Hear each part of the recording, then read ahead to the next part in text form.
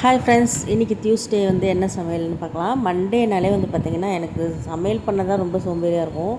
Video எடுக்கவும் சோம்பேறியாக இருந்துச்சு. நேற்று வீடியோவே எடுக்கல. நேற்று வந்து காலிஃப்ளவர், உருளைக்கிழங்கு, பட்டாணிலாம் போட்டு குருமா வச்சேன். அதெல்லாம் சமைச்சு முடிச்சுட்டு தான் வந்து பார்க்குறேன், ஐயோ வீடியோவே நம்ம எடுக்கலையேன்னு சொல்லிட்டு, சரி இன்றைக்காவது நம்ம மறக்காமல் வீடியோ எடுத்துடணும் அப்படின்னு சொல்லிட்டு வீடியோ எடுக்க ஆரம்பிச்சிட்டேன். இன்றைக்கி வந்து முள்ளங்கி சாம்பார், அவரைக்காய் பொரியலும் அப்படின்னு தான் வந்து பிளான் பண்ணி நைட்டே வந்து அவரைக்காயெல்லாம் கட் பண்ணி வச்சிட்டேன்.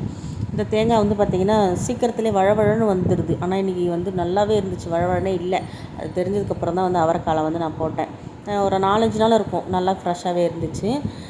அடுத்து வந்து அவரைக்காய் பொரியல், சாம்பார், ரைஸ் எல்லாமே ரெடி ஆகிடுச்சு. காலையில் பிரேக்ஃபாஸ்ட்டுக்கு இதே சாம்பார் தான். தோசை ஊற்றி பசங்களுக்கு கொடுத்துட்டு சாப்பிட்டாங்க. நான் மட்டும் சாப்பிடல. பசங்களை ஸ்கூலில் ட்ராப் பண்ணிவிட்டு அப்படியே ஹாஸ்பிட்டல் போகிற வேலை இருந்துச்சு. அந்த தைராய்டு டெஸ்ட்லாம் எடுத்துகிட்டு அதெல்லாம் காட்டலான்ட்டு ஹாஸ்பிட்டலுக்கு போனால் எனக்கு டோக்கன் நம்பர் பார்த்திங்கன்னா 22ஆம் நம்பர் கொடுத்துட்டாங்க.